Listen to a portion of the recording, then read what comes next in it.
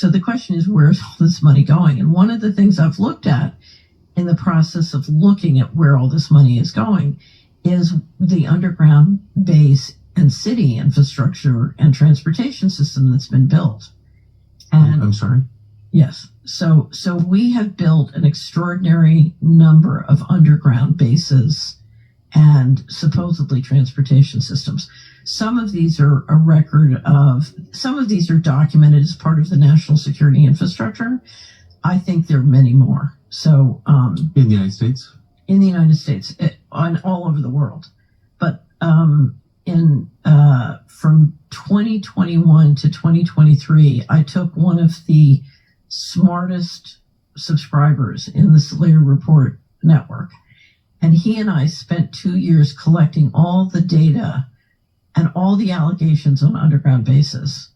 And then we systematically went through and tried to estimate our guess, this is totally a guess, of how many underground bases, both underground in the United States, but also underground under the ocean around the United States.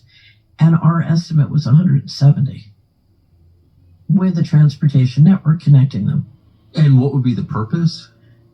The purpose, if you thought you were going to get a near extinction event, so there, to me, there are two purposes. You have so many activities going on that you need to keep secret, that you're basically building the capacity to, for example, if you're doing a secret space program, you need to platform it from, things that can't be seen.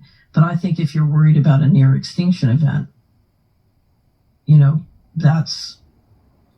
So I know nothing about this other than my only window into it. I knew a contractor who worked on one in Washington, in the city of Washington, D.C. Right. And I remember him telling me about a power box, like a transformer box on Constitution Avenue that he told me, because he worked on it personally, was actually the exit, the egress from White House. That was done by vehicle. I thought that was, I was like, really? He goes, oh yeah, no, I installed it, I know. And I thought, well, that's kind of crazy that in the middle of this big city where I lived in, I was on Constitution Avenue every day, that you could build something like that without me knowing it, under the VP's house at the Naval Observatory, same thing. I think most people know that, next to my brother's house on Macomb Street in DC.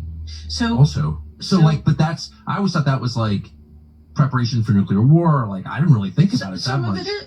It's preparation for catastrophe. So do you think that there are facilities like that in other places outside DC? Oh, yeah. So if you're interested, we have a great interview. I did an interview with Richard Dolan on underground bases on the Solera Report, and it's sort of an introduction to the topic, and it's based on a lot of the research of a guy named Richard Sauter, who is very hard to interview. So Richard kind of went through all the material, and clearly it's, I don't know if you ever saw, Washington Post did a project, it was in 2010 or 12, called Top Secret America. And one of the reporters, it was a team of 2 reporters, one of them put together a database of all the different top secret installations that had been built in the country, including since the Patriot